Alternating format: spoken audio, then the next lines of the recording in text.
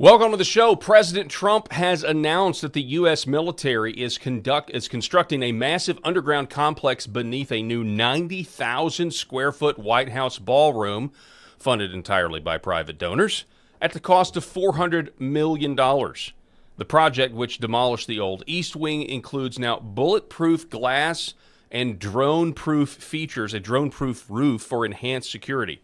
Trump stated that the construction is ahead of schedule and under budget, with the ballroom serving as a cover for the military facility below. Now, normally, the secret bases beneath government buildings are never confirmed, and the subject is left to conspiracy theorists, but not this time. What is the White House hiding beneath? Well, speaking generally, thanks to President Trump going on record, I guess we can say nothing. The show starts now.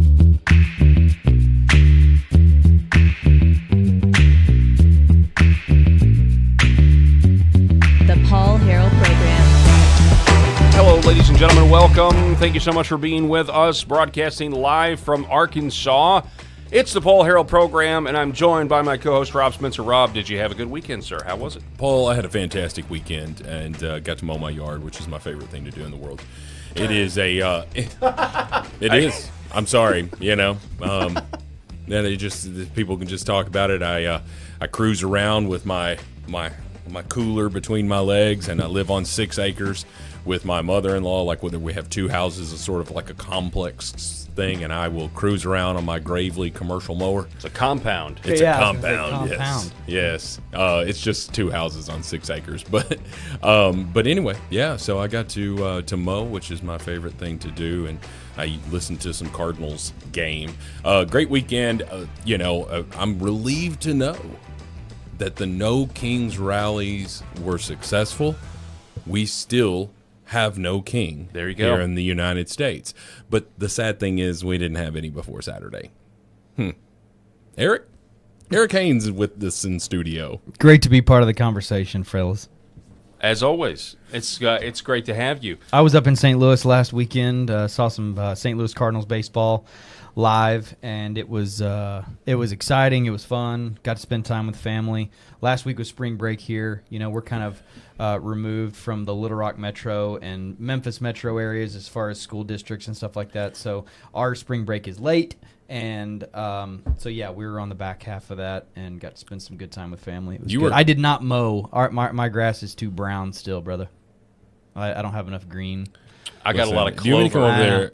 Come over there? And, I was going to say, I may need Mr. Green Thumb to come over with his... I've mowed the clover down at this point, but no actual grass. Listen, it's just an excuse for me to listen to some baseball or I was a going to say, podcast. it sounds very cathartic.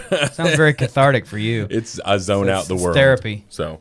He goes and does his red light therapy, and then he goes outside. There you go. Amen. With my Red Vive Health. Yeah, that's right. RedViveHealth.org/Paul. You're welcome. RedViveHealth.org/Paul. The healing power of red light. 35% off if you use promo code Paul. 35. That's no jump change. No, it's not. I mean, and I know they're expensive pieces of equipment, but 35% off. 35% off. No kings. There you go. What a joke, by the way. A king would not allow 35% off red light therapy. Yeah, that would be a true totalitarian in the absence of the 35%, right? I didn't watch a lot of news, but I did see some pretty interesting things as the cameras were panning around a lot of the crowds of a lot of those rallies. And, it's kind of cool because I saw Hezbollah flags. I saw Hamas flags. I saw Palestinian flags. I saw a bunch of trans flags and some really, really hilarious boomers that... It's funny, if you were in those countries... Hippie boomers. People would find out what a king is really quick in a lot of those countries. That was the irony of it. I was like, these folks holding these Palestinian and Hezbollah and Hamas flags, like, wow. Yeah. Well, we're going to get to the No Kings. We're definitely going to get to the No Kings for sure, but we're going to start with this. I mean, this kind of went viral last night. Donald Trump was on an airplane, and it gave us headlines like this. Trump confirms rumors that massive military complex is being built beneath the new White House ballroom. That it's more than... Folks, are we finding out that it was more than just a ballroom all along? Yes. Yeah. We are. As it should be. We're finding that out. Pretty interesting stuff. Here's President Trump. Let's get the audio here. This is him talking about it. Now, the military is building a big complex under the ballroom, which has come out recently because of a stupid lawsuit that was filed. But the military is building a massive complex under the ballroom, and that's under construction, and we're doing very well. So we're ahead of schedule. It's part of it. The ballroom essentially becomes a shed for what's being built under the military, including from drones and including from any other thing. The glass on the windows, you see the big windows, the glass is extremely thick. It's high-grade bulletproof glass, so all of the windows are bulletproof. I think the Times wrote, gee, some of the windows are fake. We have no fake windows. They talked about a stairway in the South. We don't have a stairway in the South. That was replaced a long time ago. But this is a view of it from the north, and that's, if you see it, it fits in with the White House. It's almost a twin to the White House. It's something we just wanted to pay tribute to the White House. For our listening audience, awesome. He's standing there with a big rendering, a photo rendering. Yeah, I mean, he's pretty proud of it. And he's holding he's in his element he's right holding now. this prop. He's like, I feel like I'm watching one of your real estate videos. Like, he's just so proud, showing everything off. He's talking about details that, like, real estate guys like you would talk about in those videos. Oh, like, yeah. And, the double glass. And all there you go.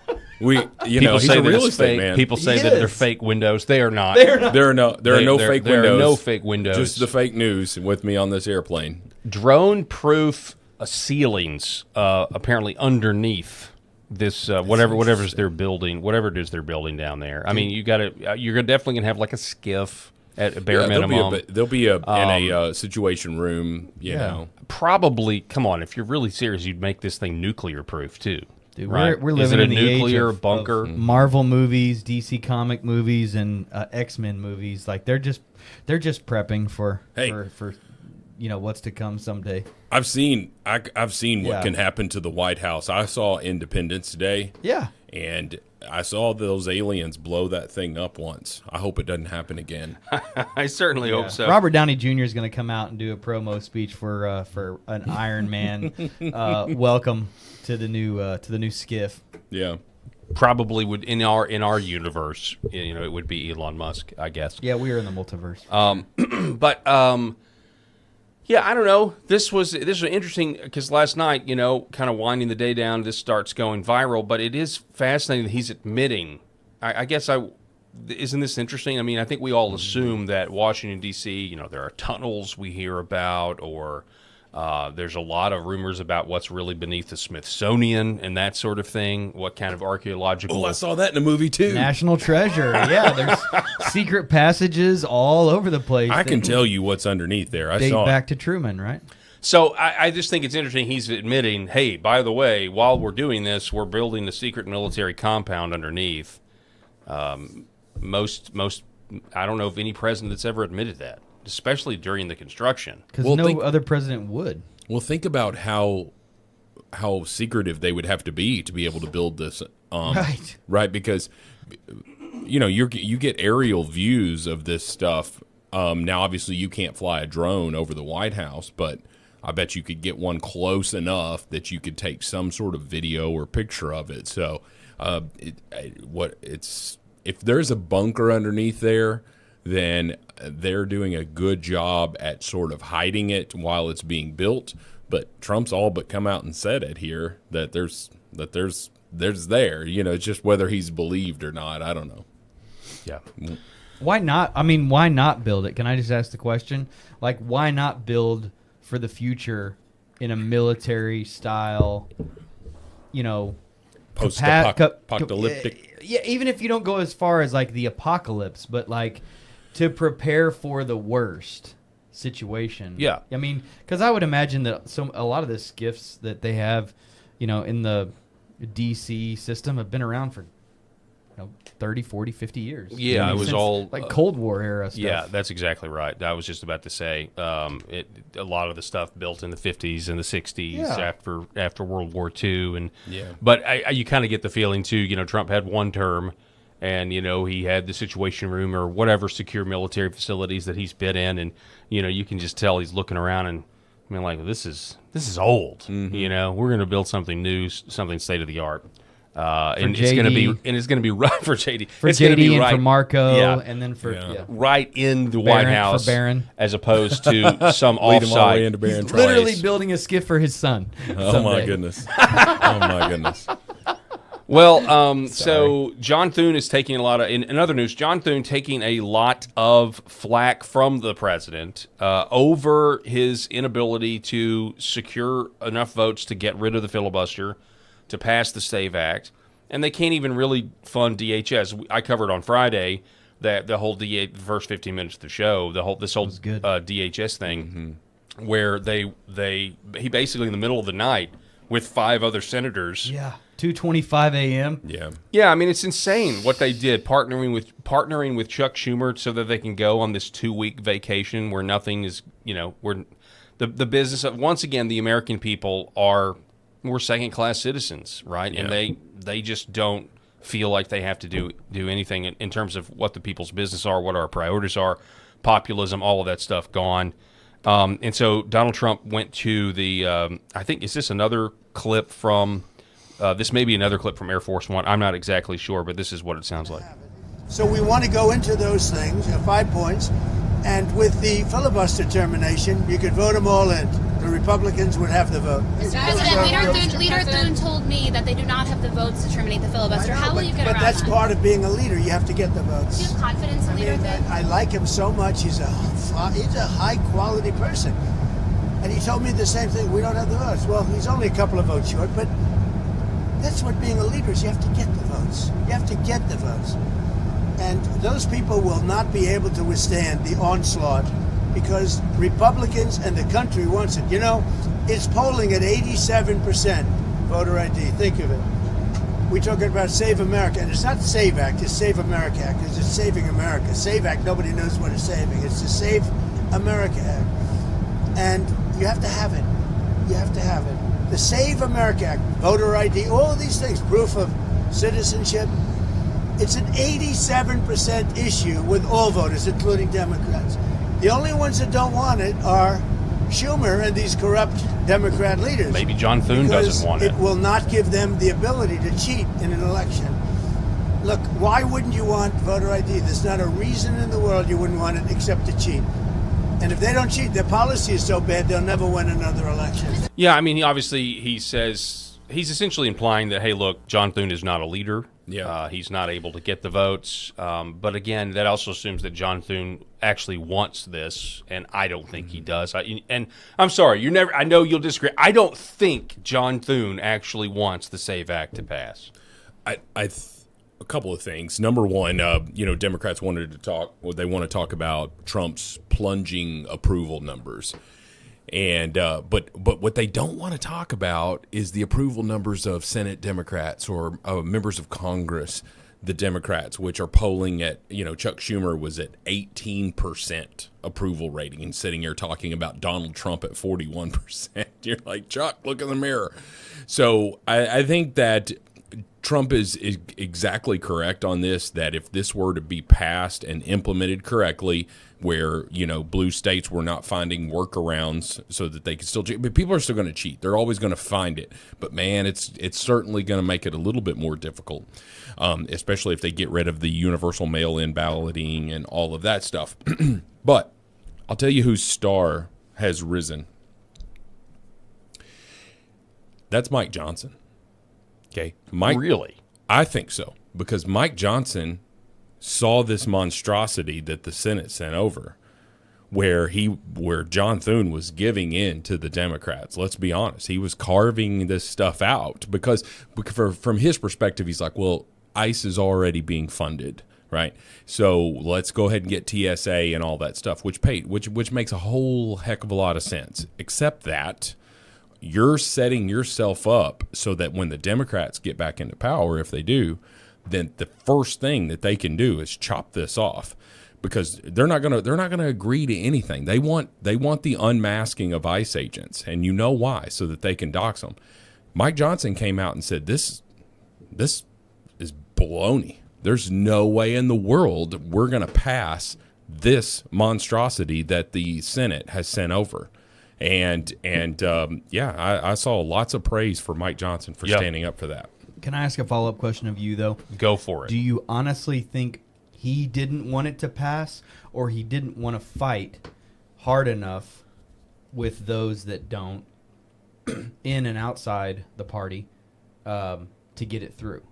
Do you think this was a lazy move, or are you seriously saying that he didn't want voter ID to be implemented in the U.S.? I mean, I think he's definitely got people in his ear. And I'm not pushing you. I'm just asking you for clarification. I think bare minimum he has people in his ear that do not want this, but are Republicans or Republican-aligned forces that, just like the list of the people that are for getting rid of the filibuster, well, some of those on that list, guaranteed, are just saying that because they know it'll never happen. Okay? So they're just making a safe pronouncement, proclamation to the people.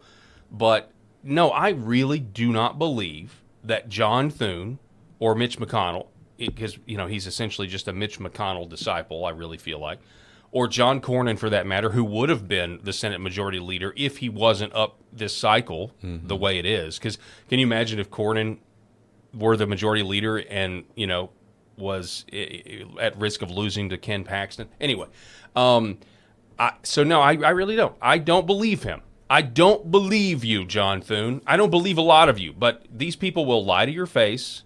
There's a record of them lying to our face about all sorts of things, and so I really don't believe he's a good faith actor. I don't believe he really wants voter integrity, let alone getting rid of the machines, which is a whole nother conversation. But I think Republicans in primaries benefit from the status quo just as much as Democrats do. I believe that, and I think John Thune is running cover and he's protecting. And I think people like Lisa Murkowski are very happy to have John Thune. You never know what they're talking about behind the scenes, and it's all speculative. I'm just saying my gut says... Goes past just laziness, because we're in full agreement that there's laziness. There's definitely laziness. They don't want to do the standing filibuster because they'd all be... half of them would be put in the ER afterwards. Right. Well, I mean, I think that when you look at John Thune, he was handpicked to be Mitch McConnell's successor. And we've talked about this on the show, that his main competitor was Rick Scott. At least from I don't know. I mean, what did Rick get? He was getting about 30% of the Republican, consideration, and the other 60% of the Republican side was, going for Thune here. But anyway, anytime Mitch McConnell says, I back this person, I think that should be an automatic disqualifier, because the party of Trump, the MAGA party, is not the Republican Party of Mitch McConnell. It's not. It's not the Republican Party of John Thune. Now, that doesn't mean that the Senate Republicans and the members of the House should just follow blindly behind Trump. There are checks and balances for a reason, but I'm telling you, if you've got an issue that is polling at 87%, and you can't pass it, you can get the hell out. Yeah. I don't want you claiming to represent my interest in Congress. Did I answer your question? I mean, I know you slightly disagree just in terms of, you're not willing to, you're still giving him the benefit of the doubt. I just think no.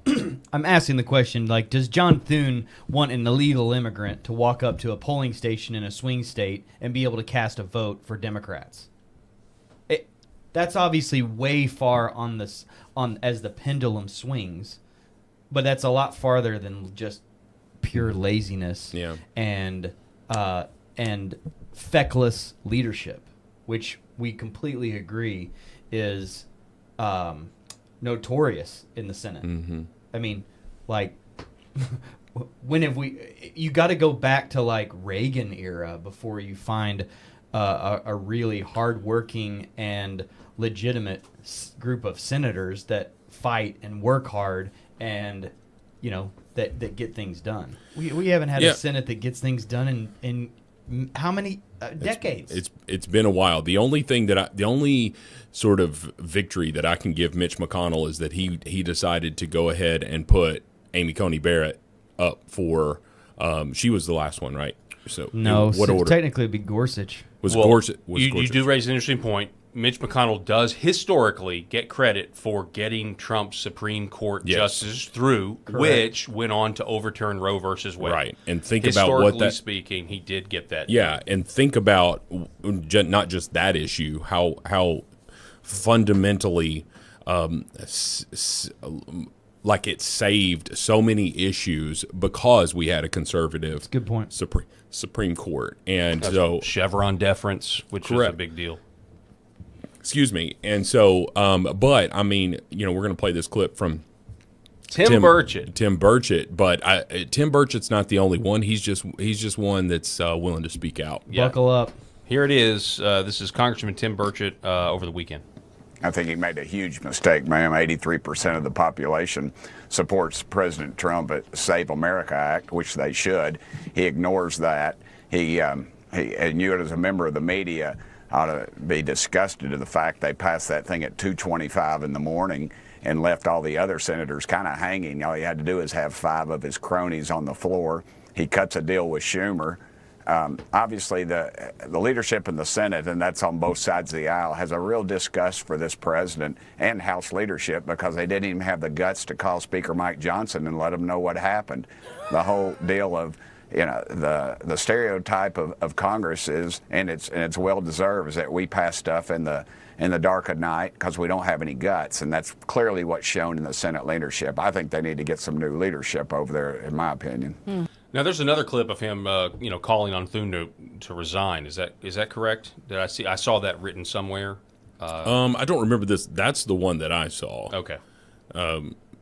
Maybe not resign from Congress, but he needs to go as the majority leader. He did. Oh, he definitely said, "Yeah, we need new leadership. It's time for new leadership there." In terms of like whether he resigns as the Senate leader, he's not going to. I wish that there were. I wish there were mechanisms like there is in the House to remove a Senate, majority leader, but it just operates so differently than the House. You can't just remove the Speaker of the Senate, because there's not one. Yeah. So anyway, Tim Burchett says no. We're done with that. And so in the meantime, the optics here are interesting.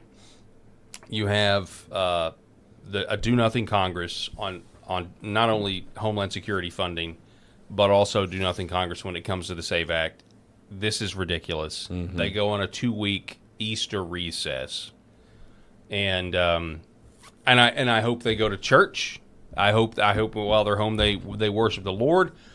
But Lindsey Graham, oh my, Hey, this is playing out to your, Oh, is it really? Yeah. What do you mean? Remind everybody. Playing out to your process. Each step in the process. Now, depending on what happens over these next 2 weeks, will determine how right you are. But so far, you've been spot on. Okay, yeah. And I've been wrong, admittedly, totally wrong. Well, unless Thune comes to the table over the next couple of weeks and does something crazy, Yeah, like I said, it's still plenty of steps to go because you still got to have Trump's executive order or Tulsi Gabbard with the report proving that elections are vulnerable, hackable, machines are bad, all of that. And then does Trump do the executive order? Then the Supreme Court has to hear it. It's a multi-step process. And then is it ready in time for November to actually make a difference? It's not. No. And even this isn't. Even if they pass the SAVE Act now, I don't think it's going to. There's going to be so many court challenges, and they're not going to just people think that there'll be some court challenges and they'll kind of be rushed through and all of that stuff. It's not just going to be one court challenge. They're going to attack it from multiple different ways. And they're not going to enjoin it all. Mm-hmm. If they enjoin all of that stuff together, then they've got one shot at it. Yeah. They want as many bites at the apple as they can have. But Lindsey's having a good time, right? Oh, yeah. Lindsey is having a good time, which means that it's time for our segment. It's time for Graham Watch. Senator Lindsey Graham. Lindsey Graham. Loves New Wars. Very happy. This segment is called Graham Watch, and it's dedicated to him. We see you, Lady G. Here we go. You Lady G.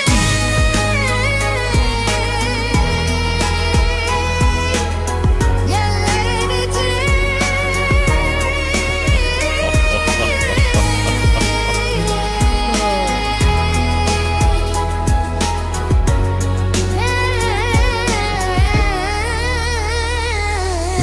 I love that zoom in I on like that him. bow tie. I like him in his little pink bow tie. It's manual. So Lady G loves New Wars so much that he went to Disney World to celebrate. TMZ is now stalking Lindsey Graham, and I'm totally here for it. You failed to keep the government open. So what are you doing now? I'm going to Disney World. What a headline! He's photographed here at Disney World, sipping some coffee. But we got more photos. Here he is. There you got Minnie Mouse in the chef's outfit, and there's Lady Lindsay there. Who the hell wears a suit at Disney World? I am a United States senator. That's what a weirdo. From the from Sniper. from Sniper or Shooter. Or Shooter. Is it yeah. Shooter? Shooter. Yeah, when Ned Beatty says that line, it's crazy. But here's the deal. It gets worse. Here he is today. Lives it up at Disney World during the partial government shutdown, and people are His clothes don't fit. some sort of scepter, some sort of Disneyland magic scepter. Yeah, that's Ariel's hair. Can you zoom in on that the one? Little Paul, Mermaid. at That's all? the Little Mermaid. You think that's the Little Mermaid? Yeah, my 4-year-old got one of those. Yeah, when we went a few years ago. Are you sure? It looks like some sort of microphone or something. I think that looks like Ariel's hair. Okay, so according to Eric, we can't. I actually made the picture worse Well, for listen, the audience. According this- to Eric, this is the Little Mermaid, which is even stranger. It sings Listen. and blows bubbles, okay? Which is Okay. perfect for Lindsay. Well, listen, folks. He can hear This- He can hear her. This could have been for his granddaughter. Yeah. Oh, wait. Oh wait! He doesn't even have children. Therefore, this is not for his granddaughter. This is No. for him and his butt buddy to role play with later. So I'm sorry. Did I So say that if out loud? if you're I'm sorry. Good I didn't know. grief. I didn't know if I said that Oh, out did loud. I? That was supposed to just be in there That in was, my head. I'm having trouble. Honey, would you with- like some bubbles from my Ariel bubble maker? I seem to having trouble with my Sing Under the Sea. inner monologue. Sing Under the Sea while you do it. Austin Powers. Did I just say that out loud? Just now. So here's the deal. There's some viral clips going around Plus more than bubbles. of soldiers hugging their families goodbye. Going off to war. Now, the one I did have that clip pulled, but then I found out it's actually shocker, like everything else. It's from some other time, when that. But still, we've got the 82nd Airborne. We've got troops that are going over to the Middle East. There's people worried about their troops. We're worried about the troops. I don't want ground forces. Matter of fact, I thought it was very interesting that Ani Cyrus, did you guys get to hear the interview on Friday with Ani Cyrus? Mm-hmm. Oh, you guys have got to check it out. So she wrote a book called The Architecture of Jihad. It just came out. Oh, she's incredible. From Iran. Yeah. Right? So yeah. Oh, right. 15 years. Right. She was there for 15 years. She was sold to her husband for $50 by her dad at 13. She became a woman at 9. Over the course of time there, she was there for she got 100 lashes at her time there for 15 years. Not all at once, but things like your hair was sticking out of the back of your hijab, that sort of thing. And I just thought it would be great to talk to somebody who actually grew up in Iran where we're in the war with Iran. But Annie, she said, look, I don't support ground troops. I came from that regime, and I'm now kind of editorializing here. But I kind of expected her. I mean, I know she's on the right. I know she's conservative. I mean, gosh, she was in an Islamic country for 15 years. Now she's a Christian. And I knew she would have very strong feelings about that regime, but she doesn't want Americans to go over there and die in the Middle East. Mm-hmm. She says there's got to be different ways to do it if you're going to have it. If we're now here, right? So how we got here, which people can continue to talk about, that's fine. But in the more immediate, I want us to come home. I don't want another 20-year war in the Middle East. And I know the administration says that's not going to happen, but I think it's a reasonable concern to have, given the fact that in our lifetimes, in our adult lifetimes, this has kind of been the status quo. So, but to the point, there are troops moving that way. There are families who are worried. And here's the warmonger in chief. If rhinos had a mascot, it would be this man. And he's going on vacation over Easter break to Disneyland or Disney World. It's just ridiculous. It's exactly what you would expect from a Lady G. And the jokes write themselves. Douglas Mackey, how is this a real image? This man is 70 years old carrying a baby toy around at Disney. It's kind of, there is a phenomenon of adults with no kids that love Disney, and people have. Oh yeah. There's been people. I've seen 'em. There's been people that have written about how strange that it is. Seen them. Yeah. You remember that interview? This was not very long ago. This was maybe 2 weeks ago, at the start of the conflict, and he just said, if they will bring that to my desk, I will sign it. And I'm like, you're not the president of the United States, you twit. This guy, he knows no shame. He is a warmonger. He is a person who his only agenda is to blow everyone Away. Away. You guys think there's already boots on the ground? Yes. Okay. Yeah. I think just want to put that out there. I already envision that there's already black ops and some of our special service operators are already in theater. Do you know? They're already doing things behind the scenes. We sent ground troops to Ukraine. Yes. As far as I know, that there's still some there. We have a presence in these wars, whether they are officially announced or not. Yeah. Right. It doesn't take Trump coming on, on a microphone to say that we've got boots on the ground. I think there's already boots on the ground. Yeah, we're not just gonna. But it's the way we end up fighting this thing and then ending it. Yeah, but that's the key. The issue is that the goal point. So there is the divide, and we're going to talk about that here in a minute. But you do have a situation now where, Mark Levin went on his Fox News show over the weekend, and I don't have the clip pulled, but he's essentially arguing against people like us that are like, we don't want mass, 100,000 ground troops. We don't want the slaughter. And he's now saying, yes, we do need ground troops to go secure their uranium, to go get their uranium, or I don't know what you do, take the uranium mines away that are there. I don't exactly know, but my point is that it just there is a push from people like Levin that are like, yes, you need ground troops. What are you talking about? And I'm just. But we're all smart enough to consider the source as it relates to Micro Man himself. Okay. Levin.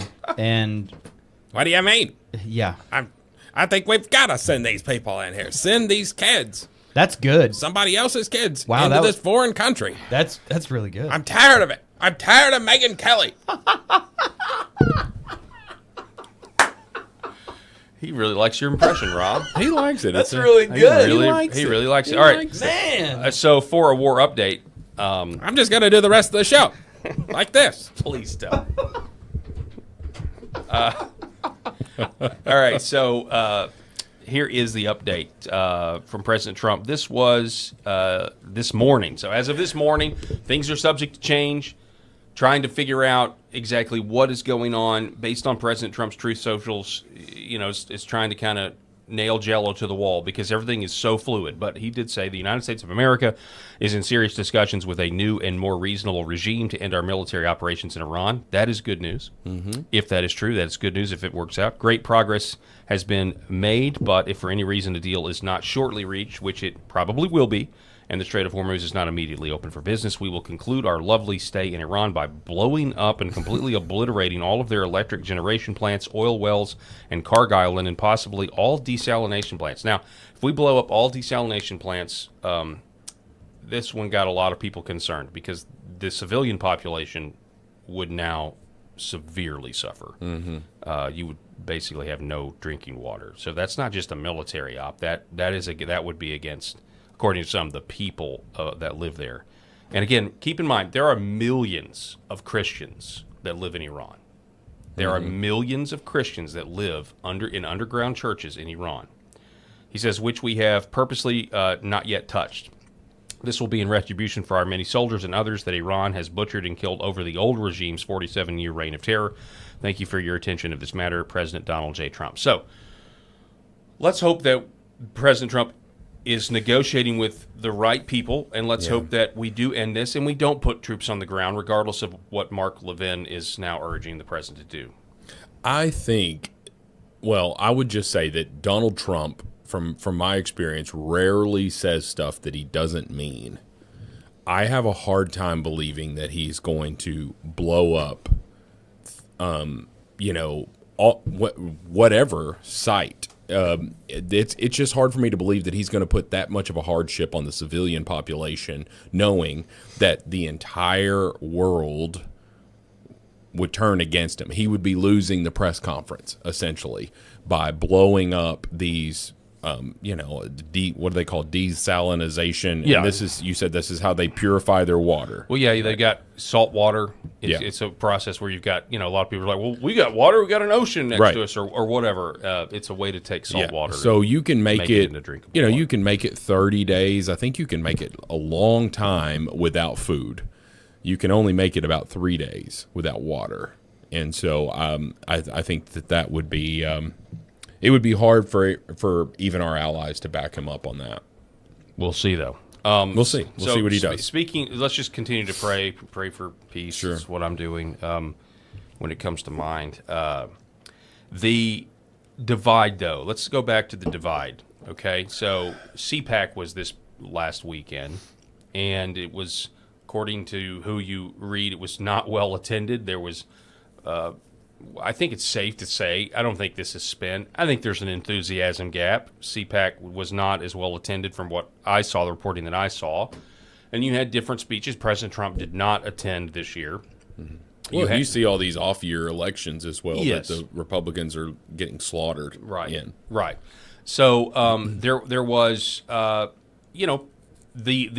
rift among conservatives was not ignored, right? You had Josh Hammer, who came out and bashed Tucker Carlson and others, and then you had then you had a guy like Brandon Straka. I honestly don't know if there were people that came out and bashed the Mark Levins of the world at CPAC. I'm sure there were, but because I didn't watch the whole thing. But you did have Brandon Straka, who was part of the Walk Away movement. Mm-hmm. Are you familiar with Brandon? Oh, are you yeah. guys familiar? He has a great story, and for those that are not familiar with him, he was a loyal Democrat, was a never Trumper, hated Donald Trump, and the thing that was the media narrative about the Charlottesville. And he was just like, wait a minute, good people on both sides. And then they played the whole clip, and he's like, what? Whoa, wait a minute. Now, that's not what he said. He's like, and I'm not talking about the neo-Nazis and the white nationals because they should be condemned totally. And then he said, all right. Then I started going down the rabbit hole of what else have I been lied to? And then his house was raided by the FBI, I believe. I can't remember. This was not very long ago. Mm-hmm. Right, and so he's got just a great story. He's a great follow as well. But yeah, no, I'd honestly, you want to talk about an enthusiasm thing? I didn't even realize CPAC was going on. There you go. That right there proves the point. It was news to me as well. Okay. So there you go. You guys didn't know that the Conservative Political Action Conference was taking place over the weekend. Wow. Okay, so this is what Brandon Straka posted. This is his full speech, which we're not going to listen to, but it was about 14 minutes. But he said this, and this was the crux of his speech. He said, MAGA has become tribal, hive-minded, at war with itself.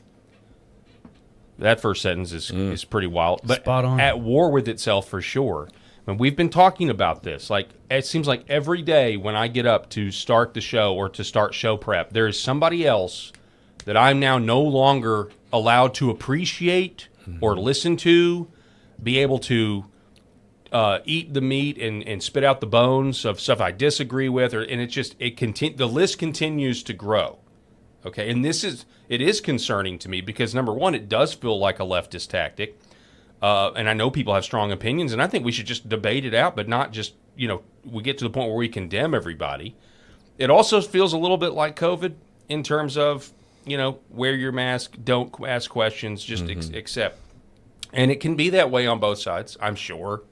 And he makes this point. He says, I laid it out about Tucker, Mark Levin, Marjorie Taylor Greene, and how insane the mob mentality on the right has become. So this is tough medicine, maybe for some to hear, about what a former Democrat, who, if anybody knows somebody where they would condemn you and basically ruin you and your whole family if you said, hey, I'm a leftist, I agree with it all, but maybe men shouldn't go into women's restrooms, they would destroy you if you didn't dot all of the progressive, woke, sex, religion, I's and T's They would destroy you if you weren't totally down. And so that's just the point I keep making is that what happened in 2024 was a historic Republican coalition where you had these. And so, yes, we're fighting right now. There are people fighting, and a lot of it is over the war. A lot of it's over foreign influence.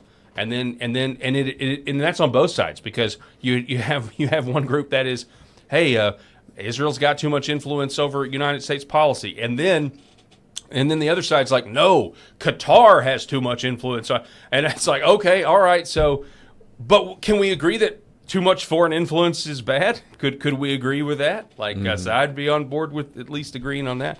But anyway, here's Brandon Strotka, and I'll get your comments. When I was going through my hell, only 2 members, elected members of Congress, took my phone calls. 2. That was Lauren Boebert and Marjorie Taylor Greene. Marjorie was one of the only elected members of Congress to visit J6ers in prison. She was the only member of Congress to sponsor the Matthew Lawrence Perna bill, named after one of the J6ers who committed suicide due to the brutality he endured at the hands of the United States government. And a few years ago, she came to the walkaway booth at CPAC and held my hands and prayed with me while the media took pictures of us and mocked us. And now a directive has gone out that Marjorie Taylor Greene is a traitor.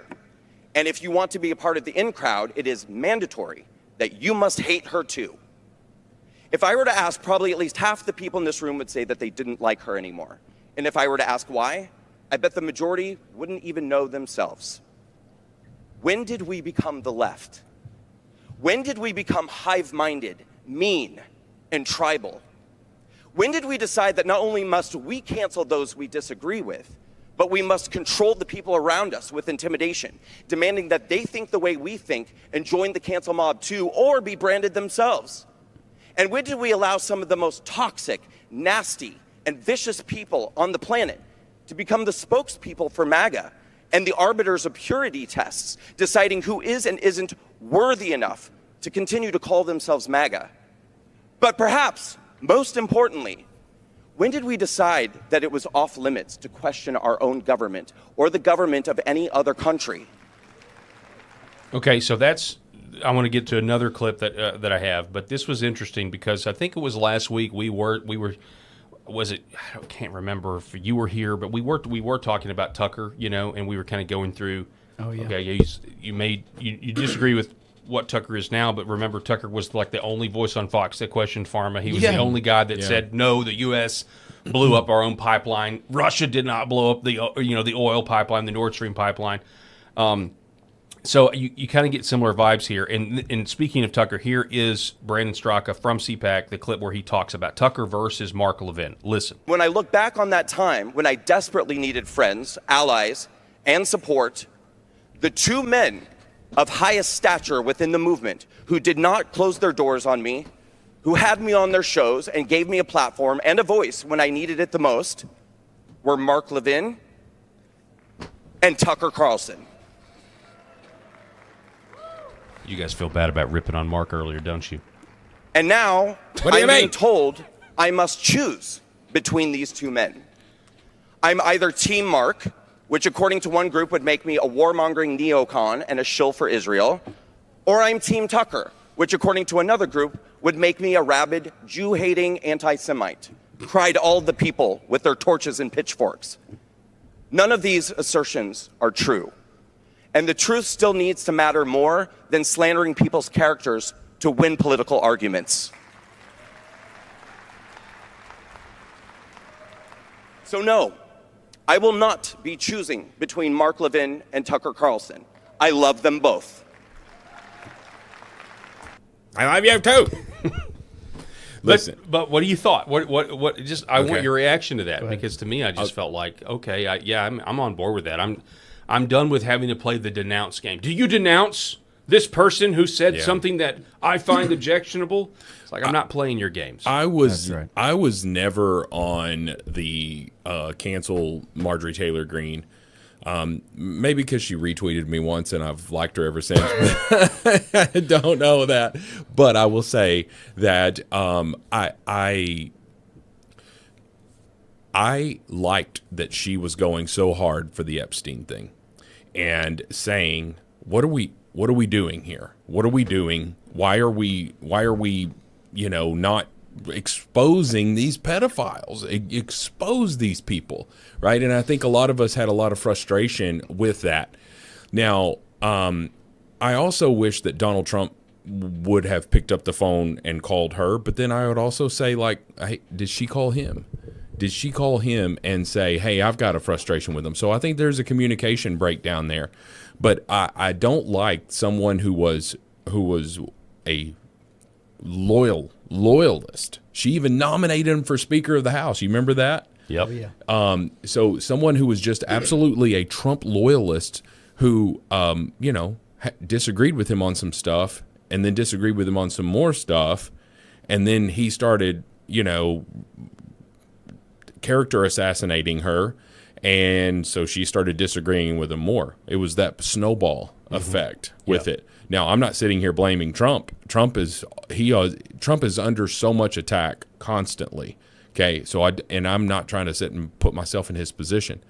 But I also agree with Brandon Straka here when he says, when did we become the left? Because the moment, like, talk to a black conservative and ask them what they experience when they talk to a black liberal, right? And you're a race traitor, Uncle Tom. Yeah, you're this, you're that, and that's what the left does. That's what the left does. But unfortunately, over the last 6 months, I would say, the right is doing it too. We are casting aside these conservatives just because we disagree with some of the things that they say, and I don't think that just everybody falling in line behind this one ideology is the best part. That's why the Republicans and the conservative side are so diverse in their thoughts of, like, we've got some that are toward the middle and we've got some that are toward the far right, but we all get along with each other. Unfortunately, sorry, it was a distracting phone call. Go ahead. What are your thoughts, buddy? So this reinforces a point that we've made before about, in this day and age, and forever, you don't have to make a binary choice of being all in the tank with one and all against the other, or all in the tank with this one and against the other. Right. And we do this eat our own type thing. I just try to respect the lens by which Mark Levin sees life through. I respect the lens that which Tucker sees life through, that Candace Owens sees life through, that Ben Shapiro sees life through, that Brandon Straka sees life through, as this is his life and how he sees the world through his or her lens. And I respect that about them and think they can all make great opinions and conversations, but then also make very big mistakes. But that doesn't mean that then I completely turn my back on them forever. And that's what I'm seeing, and that's what we're seeing here play out over the last few months. And sadly, I think it represents the void that the loss of Charlie Kirk created. Yeah. Ooh, that's a good one. That's a good one. You know, we didn't have this before he died. And going into his service, his memorial service, like, and you know, that worship time that it became and that it was, there were some questionable things there, and you've brought that up about Erica and others, but like, the feeling that you had coming out of that was that we would hang together through this. Yeah. And that this would energize the movement, and that it would just grow and grow and grow, and that people would start to figure it out, because all of these libs that had hated Charlie so much were now taking the opportunity to go back and see what he was really about, which is what we're about, which is about having conversations and having dialogue and hearing from the other side and letting them speak and handing the microphone to them. That's the way we should all be, because that's the way he was. Yeah. But now we have everyone else that needs their clicks and that needs their subscribers and that needs everybody else to join their little camp and their little fam. They need them to be in their chat. Yeah. And supporting them, and so then they're eating their own, and then it has to be some. Well, I don't like that about him, or I don't like that about her, and it's just you're not real MAGA. It's very much like Game of Thrones. It seems like since Charlie has died. Yep. Everybody, it's like the Red Wedding every single day on the Red X. Wedding of the end of season 2 or season 3. Yeah. Where they just wipe each other out. Yeah, and I get it. I mean, the reason it's not as if people are doing this in a vacuum where, I mean, people have strong opinions. Okay, the coalition has strong opinions about different things. If I had to describe what I think is actually going on, I would compare it to the Summer of Love. Okay, so Black Lives Matter, where one of the controversies, one of the good things to come out of Black Lives Matter is that the word racist lost its power because for a very long time everything was racist. Yeah, everything was racist, and so because everything was racist, none of it is. And that's right. The conservative movement figured that out, and they were no longer afraid to be called a racist. No longer afraid to be called a racist because the definition got broader and broader and broader. And I think you're seeing some of that now with this back and forth between what is anti-Semitism, and people are saying, no, I don't. People are saying you hate Jewish people for being Jewish. Other people are saying, no, I don't. Now, some people do.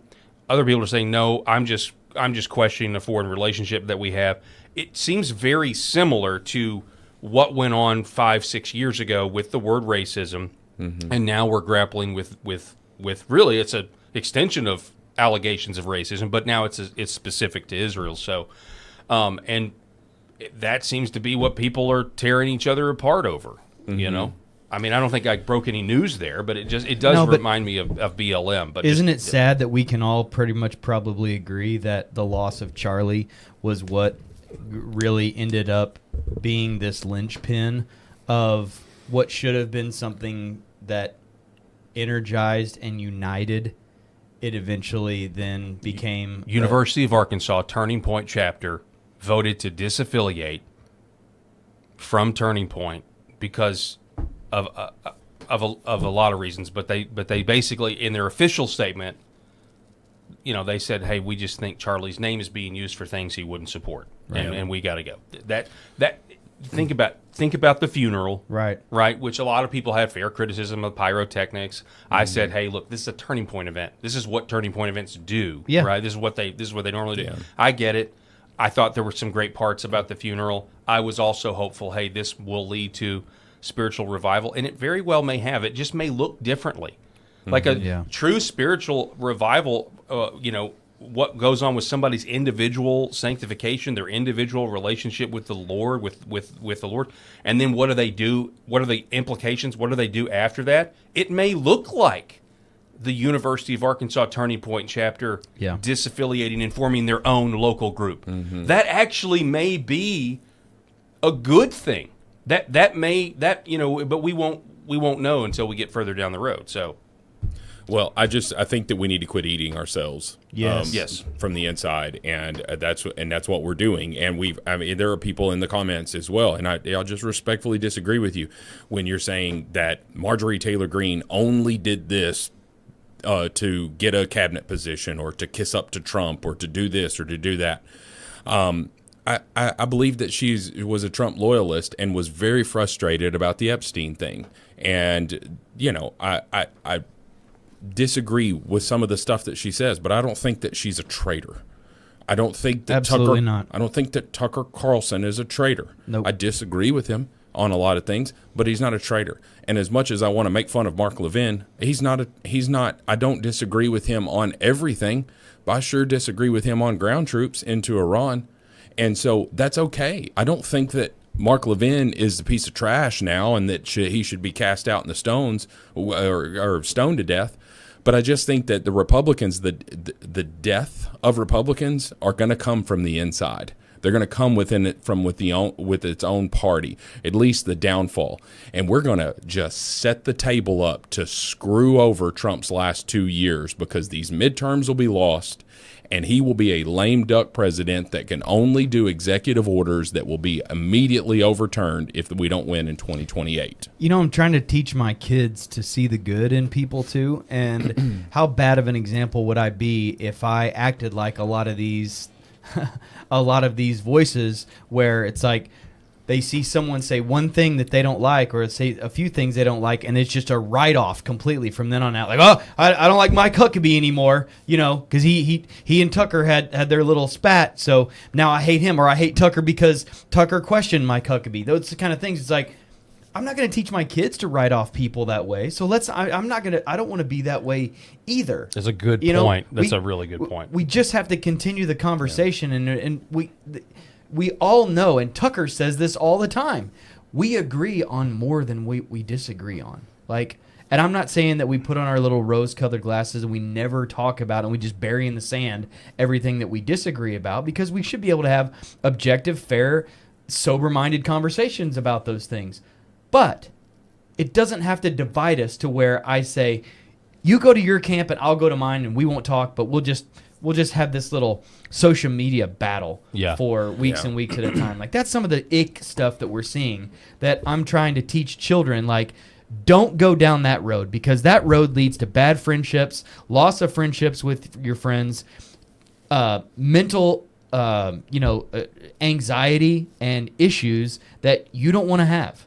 So don't pay attention to a lot of the folks that you're seeing on the media and what they're doing. Yeah, like I said, I'm just kind of, every day you wake up and it's like, you know, there's you're right, there's brother. a new person that you're no It's longer easy to get bogged down in no that longer stuff allowed too. and then it expresses it expresses itself in different ways too, because then you also have a situation where midterms are not looking good right now, and so now you have people trying to figure out, okay, well, if we lose the midterms, it's your fault. Yeah. And then there's going to be a lot of points. And then the other side, they're already trying to do it. Then the other side, no, if we lose the midterms, it's your fault. You know, people are already positioning themselves, and I'm guys, like that's not productive either. And the one thing Straka said that I think I like the most is that we should win arguments the way we used to, without character assassination. I'm fine to I'm more comfortable with that when we're actually combating leftists. Yeah. So absolutely. I think we were picked up on the live, so we were getting some new viewers here. Well, good. Well, welcome. Yes, welcome to the show. So I'll just wrap a bow around this, Paul, and say that I don't think anybody that is saying, well, we're not going to lose the midterms, these are going to be a piece of cake, you're being naive, because you're not paying attention to elections that are happening right now. Elections that are happening right now, traditional red seats are flipping blue in state elections. And that right there is an infestation that can grow. And if we're not monitoring that and working against that right now, like, you've got Scott Pressler, who is one of the biggest get out the vote guys that we have on the right. And he's just like, if John Thune doesn't pass the Save America Act, I'm done. I'm done going around raising money for these candidates and getting road. He single-handedly, in my opinion, flipped Pennsylvania for Trump. Because he camped out in Pennsylvania, and if we're losing people like Scott Pressler, I don't think that's a good thing. I don't think it's a good thing, and I think that Trump can only do so much leading into these midterms. But man, it starts with Save America Act. It starts with codifying every single solitary thing that Donald Trump has tried to put in place over the last year and a half. So over the weekend, there was also, so you had CPAC, but then you also had the No Kings protest. So that was a lot of fun. So we can get back to bashing the left for a second. Can we? Let's do that. That's much. Let's more do fun. that for a second. So this was one scene out of I don't even know where this was. Is this out of the White House? But here is what mental illness looks like, ladies and gentlemen. No. This guy's perfectly sane. Okay, look at him. We're actually offended for a second. No, this guy. Would you like J.D. Vance to be the president then? No, I would not. Okay. Mm-hmm. Yeah, I would not. Okay. Yeah. Who would you like to be the president? Kamala Harris right now, but she didn't win. But Can I point out something that we say no kings and no authoritarianism, but Kamala Harris, no one voted for her. Yes, they did. Half the country voted for her, so let's not go there. No one was voted for her to be the nominee. Yes, they did. Isn't that what, like, authoritarian? You're going down the wrong road right now with me. I wouldn't go any further. What does that mean? I'm not going to talk to you anymore. That's what it means. I just think it's ironic that no one voted for her to be the nominee. They just selected her like a king gets selected, right? But keep it to yourself, okay? Bye. It's Have a not good an day. opinion. See ya. All Take right. care. What's your other sign say? You don't need to see it. Okay. None of your business. I love bless his heart. Oh my God! Bless his heart. Bless his heart. This guy's crazy. You absolutely love his Lord have mercy. I'm taking my ball and I'm going home now. No, you can't see it. No. They did. They voted for her. I Like wouldn't your go crazy down Uncle Stuart Yeah. or something like I that. wouldn't go down that path with me, Dude, young lady. let me ask you. You're all we're all fathers to daughters. Would you let? Well, let's just take daughter and son out of it. Just say child. Would you let that guy babysit your children? I wouldn't let that guy within 100 yards of my daughters. Oh my God! Not a this chance. This guy. Oh wow. So yeah, let's just know that these people are out there. They are voters, and as much infighting as we may have on the conservative side, at least we're not these creepy orange-faced Dems out there that don't even realize that Kamala Harris was installed. Yep. No one voted for her until November. Yeah, she got votes in November, but no one voted for her. Before she started asking questions, when she walked up, this guy goes, "Hey, girl, hey." Really? You know he did. Oh, yeah. Okay. You're I can't with these. I can't. They're crazy, man. They're loony. Yeah. I can't with these people. Oh man, it's great. So but it wasn't just the big metropolitan areas that had the No Kings protest. You also had it at even local areas. So here in the Shire, affectionately referred to, or Arkansas, I affectionately refer to it as the Shire. We had No Kings protests here and there, didn't we? Rob, you actually didn't you happen upon one? I did. So there was of course there was No Kings protests everywhere, but there was probably 100 people on this street corner, and it was a very busy intersection here in our little small town in the grand scheme of things. Anyway, so I see them, and my son is with me, my 15-year-old son, and so I said, hey man, when you finish that, he was like playing Call of Duty on his phone. I was like, when you finish that, I want you to video this. He's like, what is it? And I said, I'm going to drive by and I'm going to blast YMCA. And we did, and we videoed it, so maybe we'll show it on the show tomorrow because we haven't edited it. It's long. It's like 3 minutes long. But there's this crazy weirdo running down with the sign, and you're like... and trying to chase you or something? Yeah, he was like following us down. And I don't know what he was saying because I had YMCA so loud, I don't know what he was saying. But I will say that I did ask him, and I don't know if you could hear this on video, but I asked him, like, what even are you? Like, I didn't know if this guy is supposed to be a guy or supposed to be a girl, a he, she, it, they, them. I had no clue, but dude was in spandex and all that stuff. You'll see it on the video if we play it. All right. Well, I know, Rob, you got to get here in a minute, but I really want you to stay for just a few seconds longer because what goes perfectly with this No Kings are the chair of the this is fantastic. Okay, you guys, I can't imagine. I don't want to imagine what hell is like, but I feel like a version of hell would be me like in a courtroom and this was the judge. Yeah. Okay.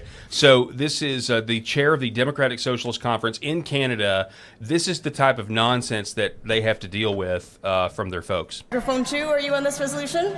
Yes. Microphone 2, please. My name is Mastura Tasneem. My pronouns are she, they. I'm from Ontario. Hello, bonjour. As we conduct this convention today and the past 2 days, right now there's discussions of 10,000 American men and women being sent to Iran, being deployed just to be part of this bloodbath. Canada cannot and will not be part of the legacy of blood that was built in Iraq, in Palestine, and now in Iran. This is a no-question debate. I call this question, Madam and Chairs. Thank you. All right. Hold up. Play it. Because what's about to happen here? I don't know because this was the wrong clip. I was trying to lead with this one, but we can go back to that one. Hang on. Okay. This was the point I was trying to make. Thank you, Delegate. There's a point of privilege on microphone 1, then we'll go to microphone 3. Go ahead, Delegate. Who are these people? Yes. Hello, I was standing here with my gender equity card before you called on the previous speaker.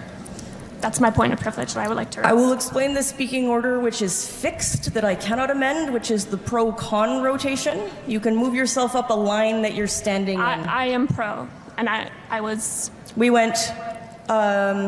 You went pro, con... We went pro-con, pro, and my plan was to go con. The speaker at con mic 3 also has a speaking card. Yesterday, this card was used in an inappropriate manner. In Ontario, we know Who are these this is people? happening. Even if that, this was also used inappropriate in terms of gender. I want everyone to be mindful that these cards for individuals like myself who identify as a black woman have no value outside of this space. I'm sorry. It's like they're there for legislative business, and they are so woke that the process itself is racist. I can't even. The process itself is unequitable. They can't. And by the way, this whole legislative Robert's rules or whatever system you use is a Western civilization framework that the socialists really despise. Somebody in the comments said we need a drone strike on these people right now. I completely agree with you there, Freedom Bobby. Figuratively, of course. Yeah, figuratively, we're not calling for violence. Can you imagine working in a daily like work environment setting with these people? Like how horrible that would be to have to interact in cubicle spaces and areas. Like I think about like The Office or something like that. If you had these folks dominating your area that you had to go and Lanta. It reminds me of the socialist, the Democratic Socialist thing that they had convention. That was in the United States. Yeah, right. This was a few years ago, and there's a million clips from that. And it's like, point of personal privilege. Yes. Please We're talking stop too loud. using gendered language. Yes. This is inappropriate. Also, point of personal privilege. The people that go to the first of the line are those identified as a minority or an underrepresented. So this was recent? Oh, there are my no gosh. more tampons in the men's restroom. This was recent? Personal privilege. I believe so, or at least it came across my feed recently. Wow. That this is in Canada, right? So, come on, man. Canada. Oh no! Here it is. This is the rest of it. So I didn't finish playing because I wasn't sure what the context. Yes, that's what she's about to say. Don't call me Madam Chair. Yeah. So they're trying to do their Palestinian thing and they can't. Your point's quite well made, Speaker. I'll again thank delegates not to call me Madam Chair or Madame la Présidente. I'm a non-binary person. My pronouns are they, them, and their. Chair is sufficient. Oh, my gosh.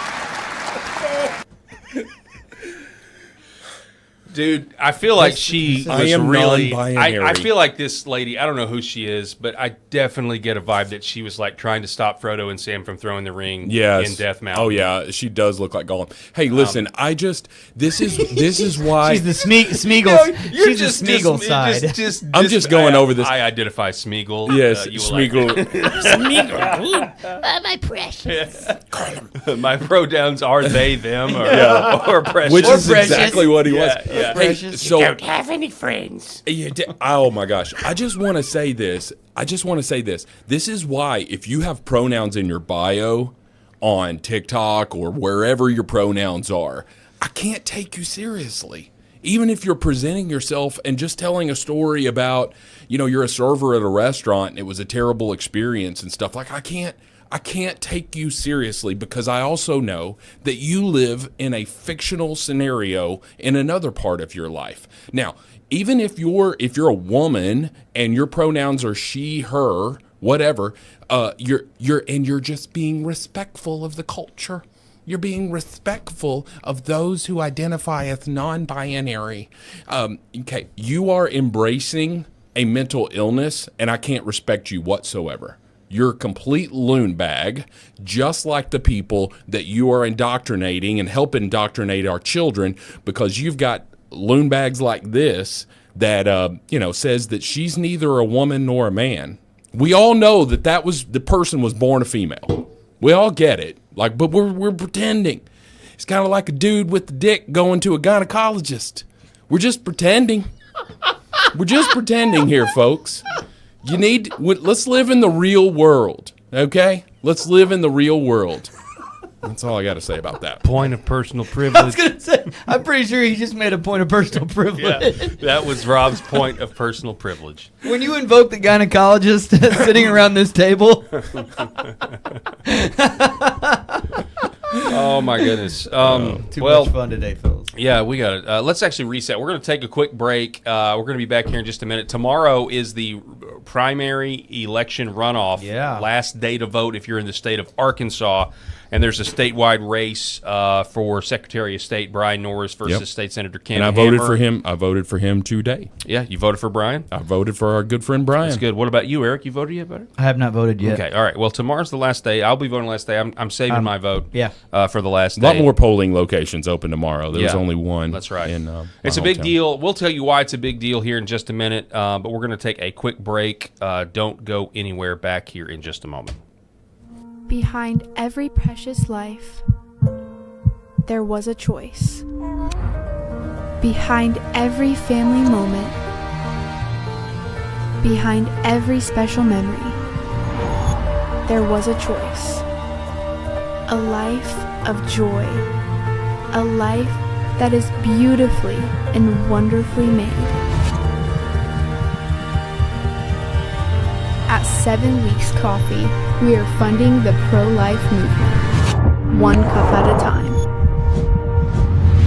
Will you let your coffee serve a greater purpose?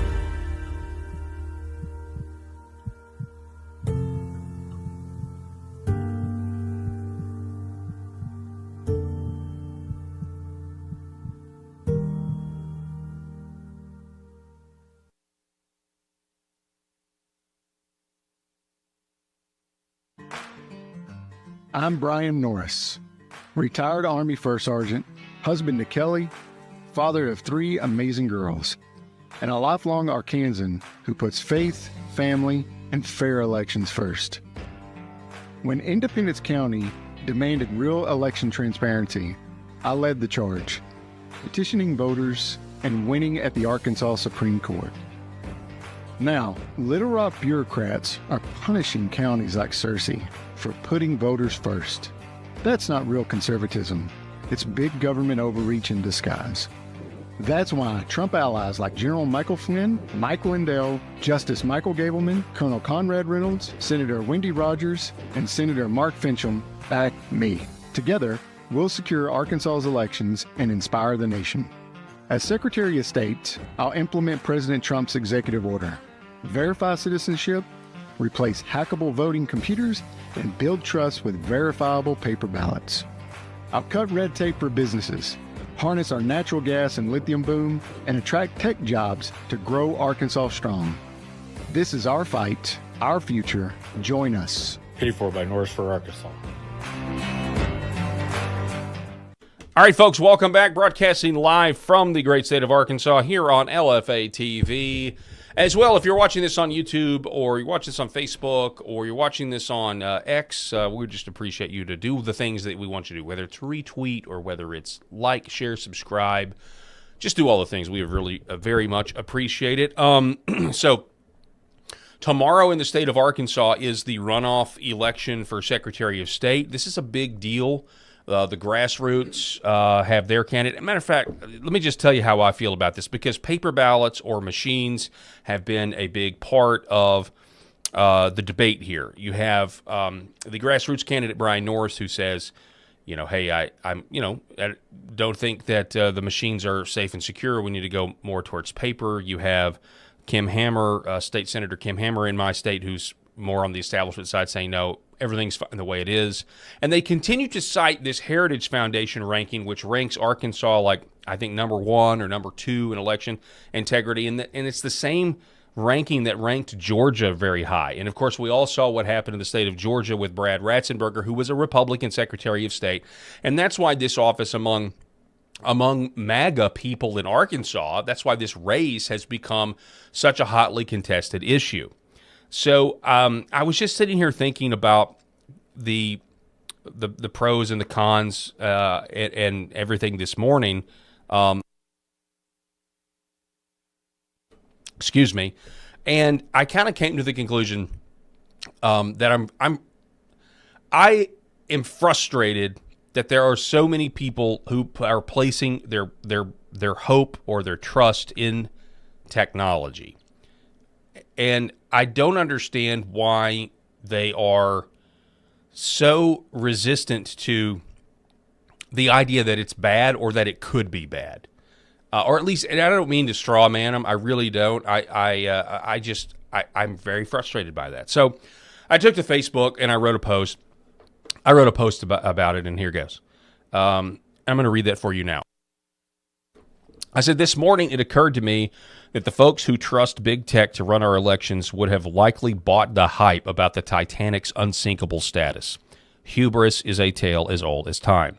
Electronic voting systems are complex. The more complex a system is, the fewer people understand it. The fewer people, the more opportunity for corruption.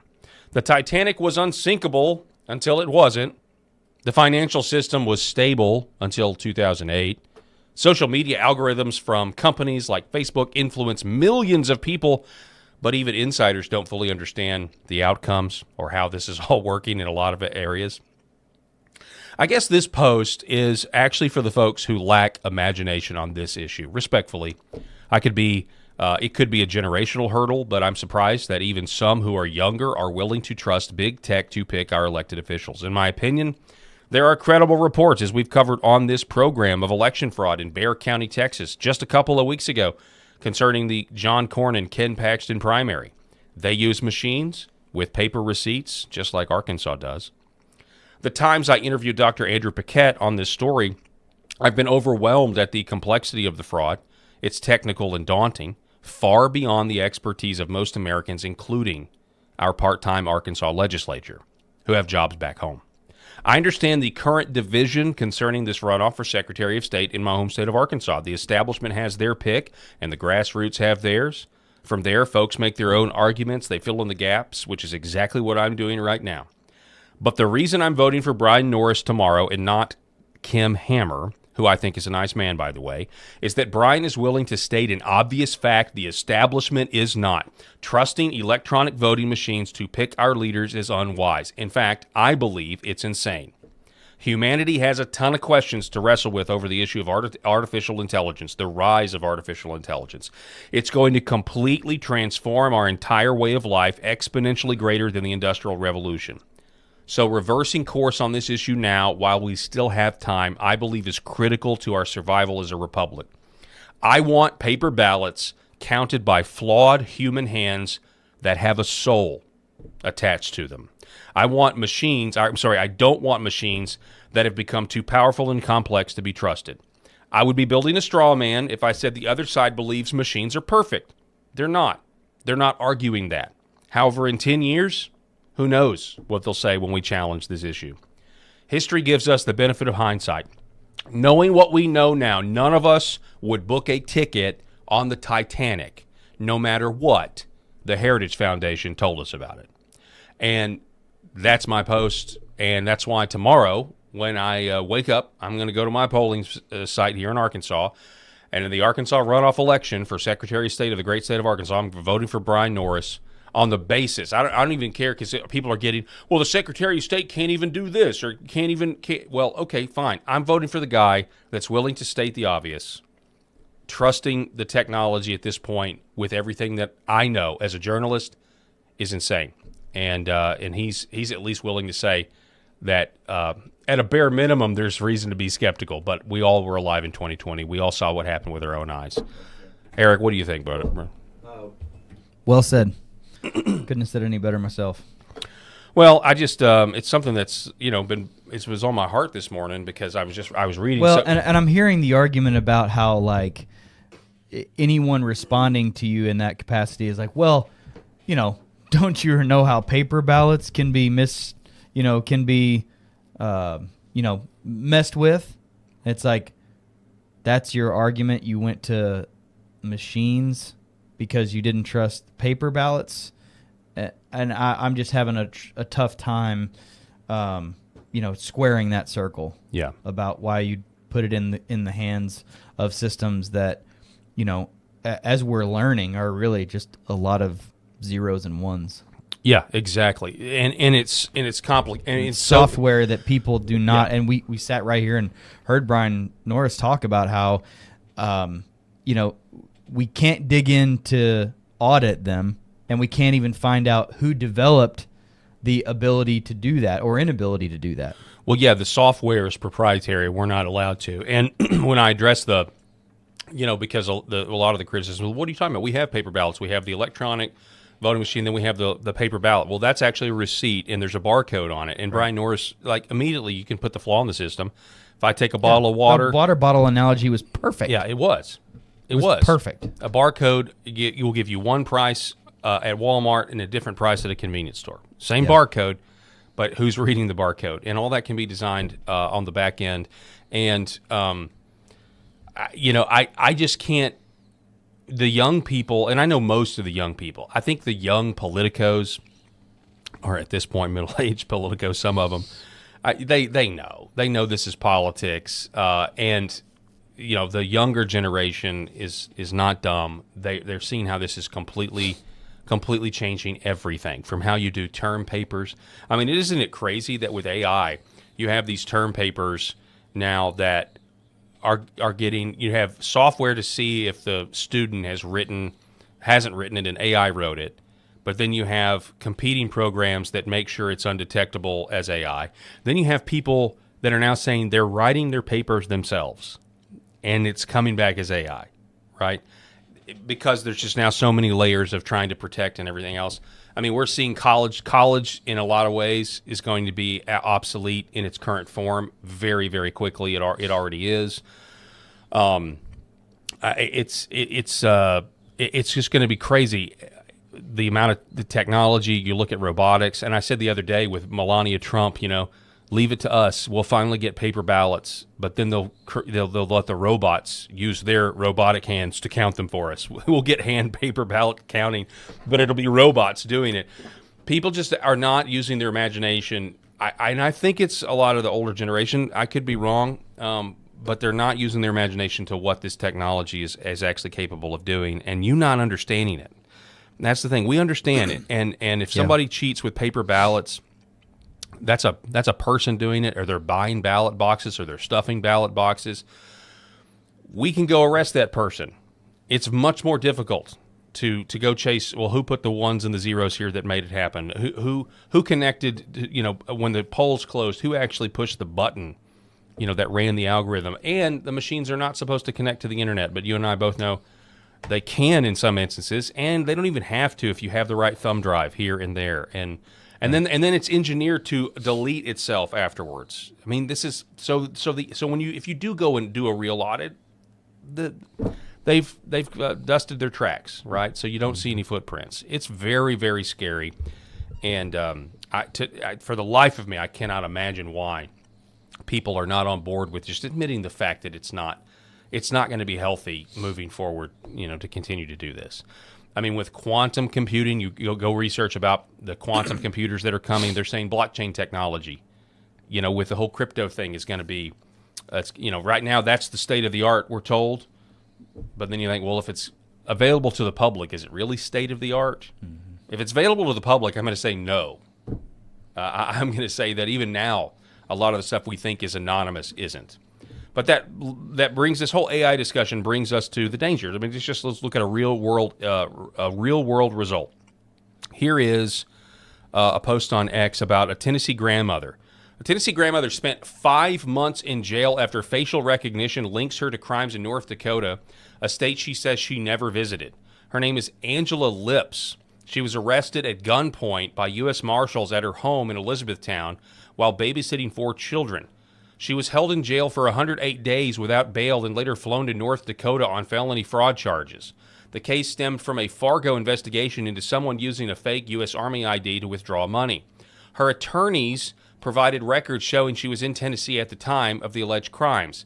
Lipp said it took 5 minutes of questioning for the case to fall apart. She was released on Christmas Eve after charges were dismissed without prejudice. Fargo's police chief later admitted investigators made multiple errors, but did not apologize. And again, this is from Unlimited L's over on X. Then I can show you this.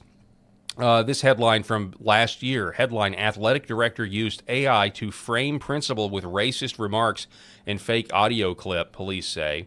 A high school athletic director. Look at this. Look at this. Are they asking me for money? Yes, they are. This never used to happen. This didn't start happening. This is a real-world result.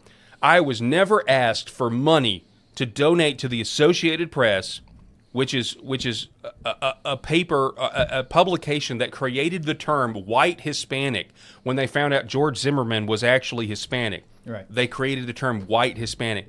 I was never asked to donate money to these people until USAID funding was hit. Yeah. I'm making that observation. Those are just data points. Anyway, a high school athletic director in Maryland has been accused of using artificial intelligence to impersonate a principal in an audio recording that included racist. This principal's life was torn upside down. There were death threats. It turned out to be a disgruntled employee that had AI use his voice to make him say the N-word and everything else. Thankfully the FBI tracked this guy down. But I mean, my goodness, this is real world stuff. And I actually think, and I'm still predicting that there is going to be a global story or probably more like a national story. It's going to be of huge significance, and I don't know what it is, but it's going to be more than Taylor Swift photos with the Kansas City Chiefs. Okay, it's going to be more than something like that, which was, we've got to regulate this. Okay, yeah. It's going to be something so bad that the only solution will be what people will clamor for, which is a digital ID, which will end anonymity on the internet, and it will, essentially will be in a type of digital enslavement. Right now, the internet's great, but they need if we're going to get to digital ID, they're going to need an AI crisis to do it. That's my prediction. So, I want to hear from Eric Haynes on No Kings. I want to know what your thoughts are. We're going to switch gears here. I said my piece, and now I want to hear from Eric Haynes. What do you think about No Kings and the protests over the weekend? Well, so I had a friend reach out over the weekend about their involvement. They were going to one of these No Kings rallies. This is a liberal friend of mine. We have good conversations. We disagree on a ton of topics. But I had started to see a few things after that conversation that made me pause a little bit. And, this person was talking to me about fascism and stuff like that. And I saw a really good monologue, a written monologue, and I just shared it with them and thought it'd be good to share now. So if you're dealing with people that think that this stuff is appropriate, here's some great advice and some great points to ponder as it relates to No Kings and an explanation for people who think they're fighting fascism. Because one of the things I saw over the weekend was at different rallies, I saw different signs that looked exactly the same. So I started, these aren't all handmade signs with bad grammar and bad Sharpie markers in some capital and some lowercase letters on the same, which is what you see. Protect the Leering Center at all costs. Right. So here, I'll just share this with you just over the next couple of minutes if you'll indulge me. So there were 500 groups that were involved in this No Kings rally this past weekend. $3 billion in revenue was spent. Pre-printed signs stacked and shipped before you even knew what you were supposed to be mad about. That's not a spontaneous uprising. That's infrastructure. That's planning. That's money. That is message discipline. And that's what you walked into on Saturday. That's what I shared with my friend. I said, you looked around and saw a crowd, saw the slogans, felt the energy, and told yourself this was democracy. No kings. It sounded clean. It sounded righteous. It felt like you were part of something organic. But the signs were ready before your outrage was. That should bother you. Because you're not living under a king. You're living in a constitutional republic with elections, term limits, and a press that's spent years attacking the most powerful figures in the country without consequence. No one is being arrested for calling a president a fascist. No one is being silenced for dissenting. That is not tyranny, and yet you're being told it is. You're being trained to see normal functions of a country as authoritarian. Loving your country becomes suspicious. Wanting a secure border becomes immoral. Believing parents should have a say in their children's lives becomes dangerous, and asking basic questions about elections becomes taboo. That's not clarity, that is conditioning. Every country on earth enforces its borders. Most require identification to vote. That's not controversial anywhere else. It is only controversial here because you've been told it should be, and you believed it. Meanwhile, look at the people who actually hold power and how long they've held it. Chuck Schumer, 46 years. That's longer than Stalin. Steny Hoyer, 45 years. That's longer than Chairman Mao. Mitch McConnell, 42 years. That's 5 times more than Napoleon had power. Nancy Pelosi, Maxine Waters, Bernie Sanders, 35 years. That's triple Hitler's entire reign. That's what entrenched power looks like. Decades, not months, not a single term, decades. But you're told the threat to democracy is the outsider who disrupted the system for a brief window of time. You're told he's a king. No, what you're reacting to is not monarchy. It's loss of control. You do not hate kings. You hate kings that are not yours. Because when power consolidates on your side, you justify it. A sitting president steps aside. Within days, a replacement is effectively crowned without a real contest, without a meaningful debate, without voters having a say in a process that's supposed to belong to them. No primary, no debate, no ballot. And you said nothing when Kamala Harris became the nominee. 3 days before you marched this past weekend, lawmakers aligned with your movement and rejected voter identification requirements. At the same time, you lived through a period where you had to show documentation to participate in every basic part of life. You need proof to eat, to travel, to work, but asking for proof to vote is suddenly oppression. The contradiction should stop you cold. Instead, it gets waved away. Look how power is actually maintained. Non-citizens are counted in the census. We talked about this last week. Census numbers determine representation. Representation determines power. Remove verification, expand the count, and you increase your influence without ever needing a crown. That's how modern systems entrench themselves. Then look at speech. There's written evidence of government officials pressuring platforms like Facebook to suppress information, not just misinformation, information that later proved to be accurate. Scientists were sidelined, doctors were ignored, even humor and satire were targeted. Humor. When people in power are deciding which jokes are allowed, you're not dealing with a healthy system. That control did not come through loud decrees. It came through quiet coordination with corporations that act as extensions of political authority. That's far more effective than any throne, and it doesn't stop at speech.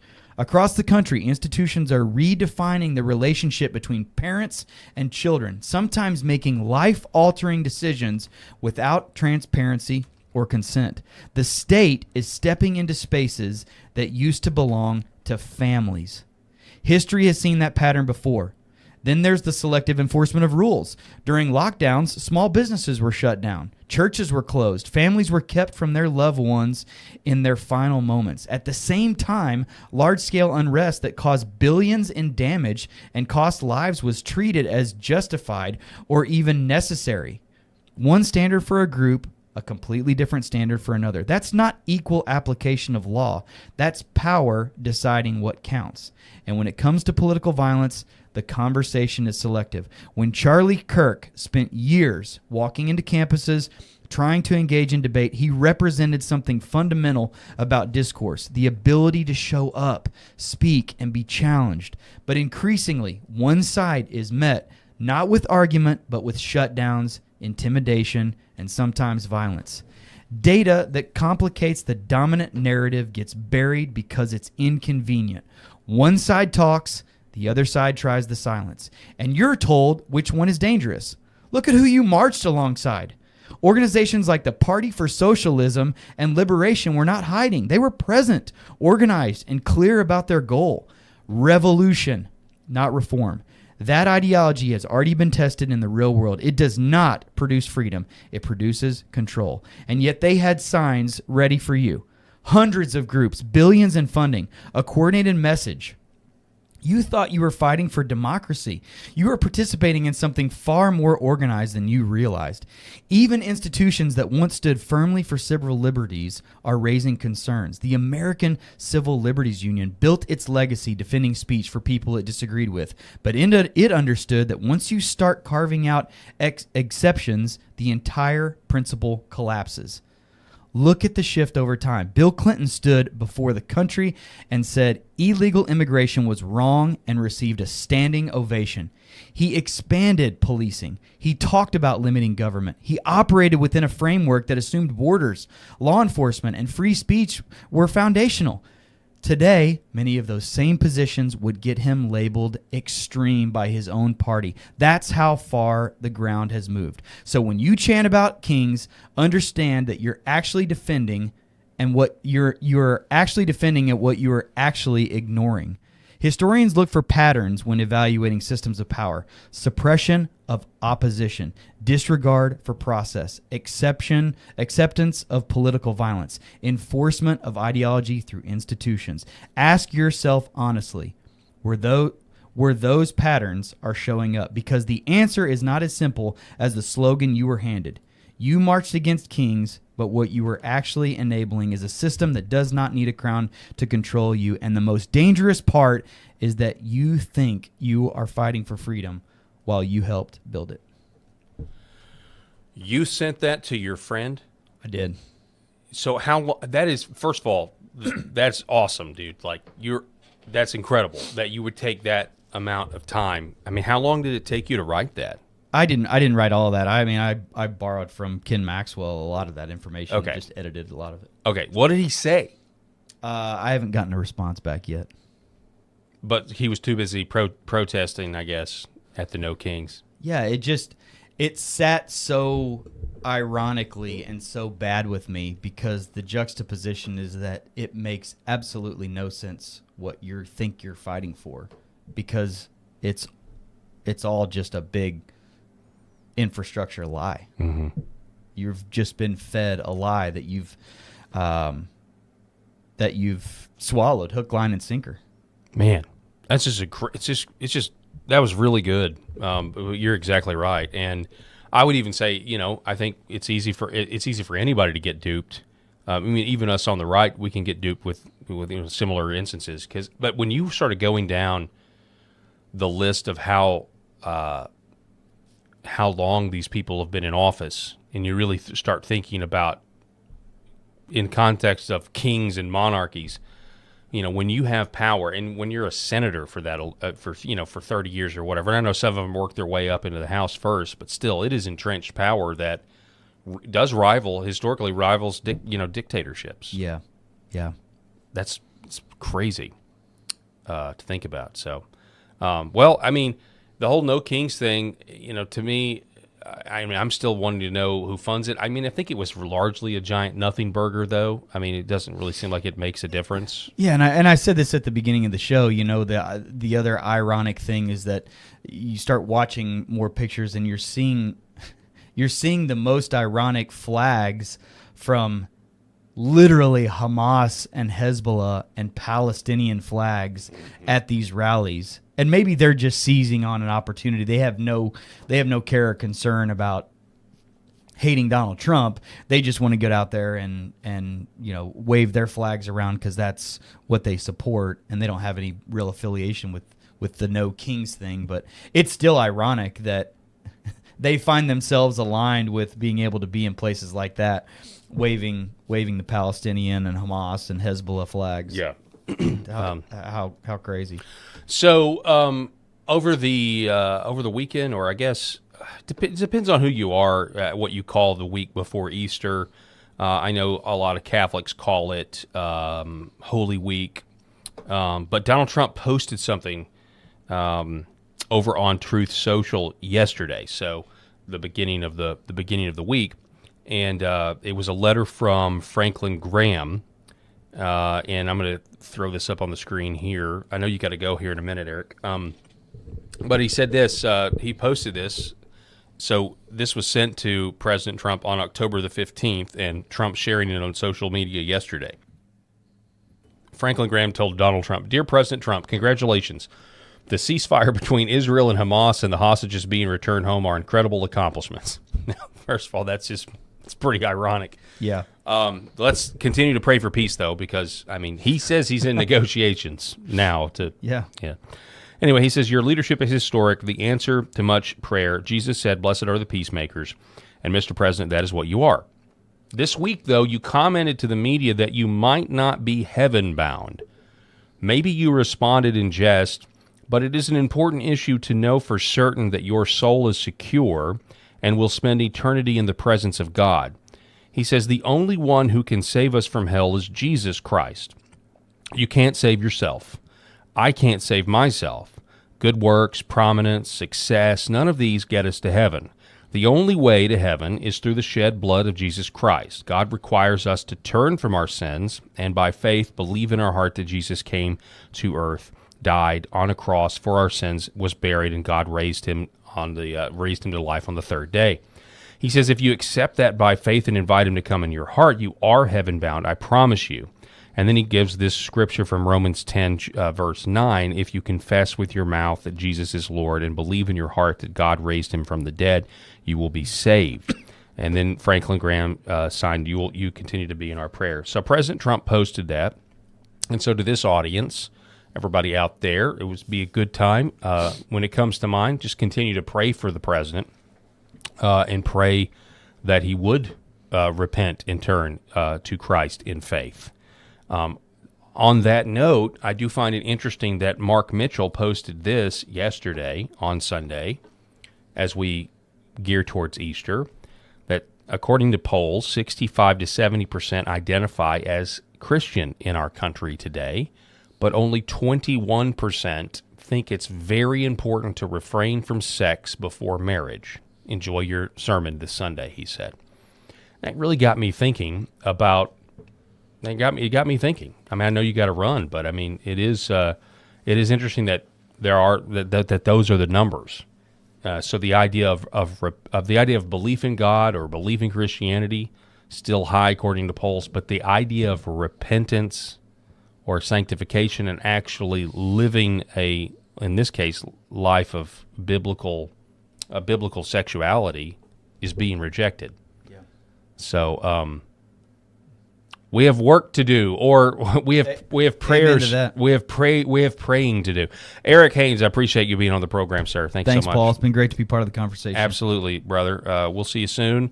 So you're left with me, ladies and gentlemen, for the next 15 minutes or so here on LFA TV before we hand it off to Secret America, I believe.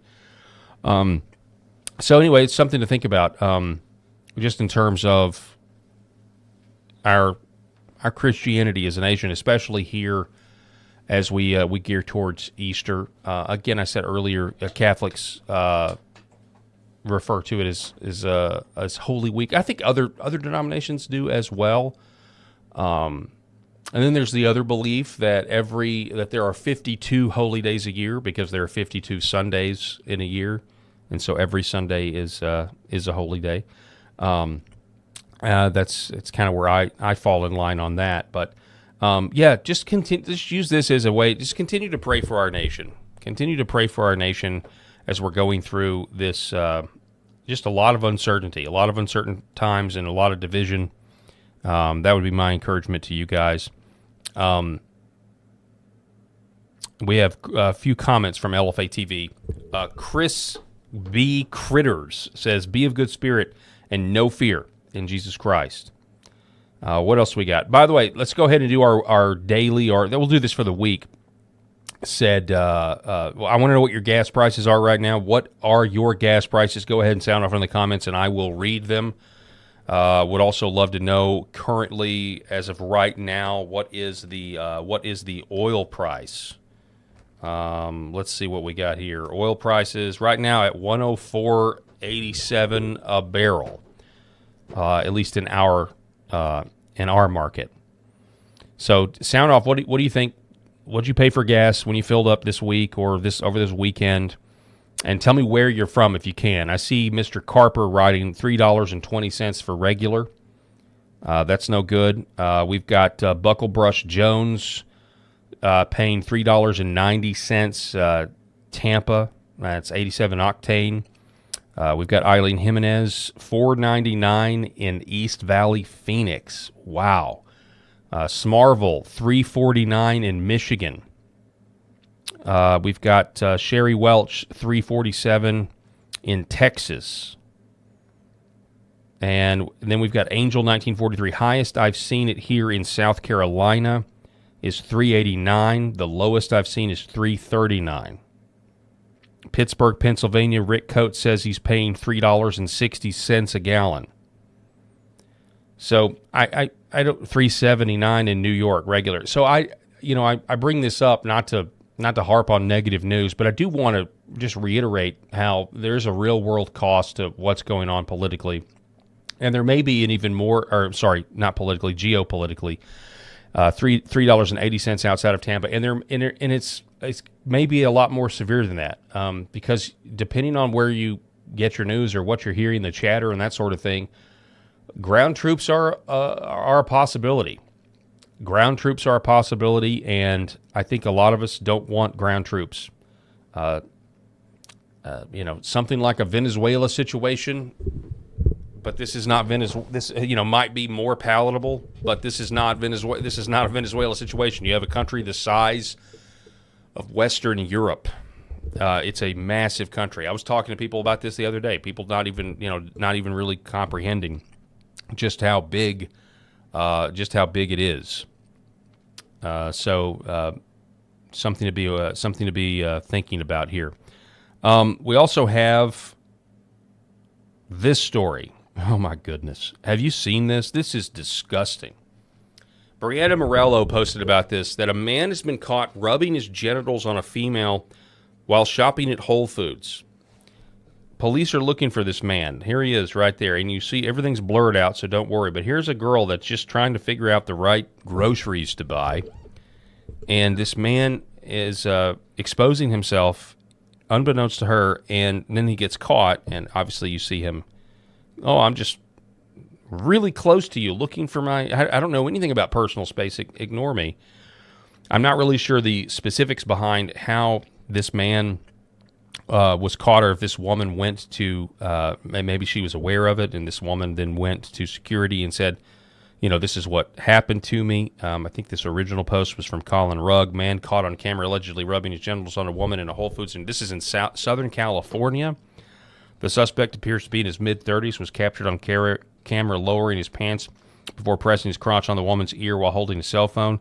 The Santa Clarita Valley Sheriff's Station is asking the public for help identifying the subject. So anybody out there in California, if you see this man, they're looking for him because he is a pervert, and he has committed a sex crime and needs to be brought to justice. Okay? Needs to be brought to justice. A few more comments. We have Sophie Pingo, 1916, writing, I'm not worried about gas prices. Really, gas and electric for my apartment was $4.09 for the month. That's insane. So a lot of our prices are going up because I wonder if you have, Sophie, if you can hear me still, do you have a data center that went in recently in the last 5 years? Was there a big AI data center that went in your area in the last 5 years? I've got family that live in Georgia, and their prices have gone up because of a AI data center. And this is a big deal. Now, President Trump is trying to combat that, by making these data centers pay for the increased costs themselves to where it's not passed on to consumers. But, you also have to wonder about anything to make a buck, right? As inflation was going through the roof under the Biden administration, not only did we have higher prices, but we were getting less. You had package shrinkage. You had our packages shrinking. And you got to wonder, do you think they're ever going to reverse that? I mean, prices may come down, but you still may be getting the same amount you were getting, which was less than you were getting before that. And so you kind of wonder, some of these utility companies, even if the AI data centers step in and pay more, you also have to keep the utility companies honest as well, because everybody is going to be, everybody has this tendency to look for to look for to make a buck any way they can. So real quick, I'm going to reset here. Don't go anywhere. We're going to take a quick break, and we'll be back here in just a moment. Behind every precious life, there was a choice. Behind every family moment, behind every special memory, there was a choice. A life of joy. A life that is beautifully and wonderfully made. At 7 Weeks Coffee, we are funding the pro-life movement, one cup at a time. Will you let your coffee serve a greater purpose?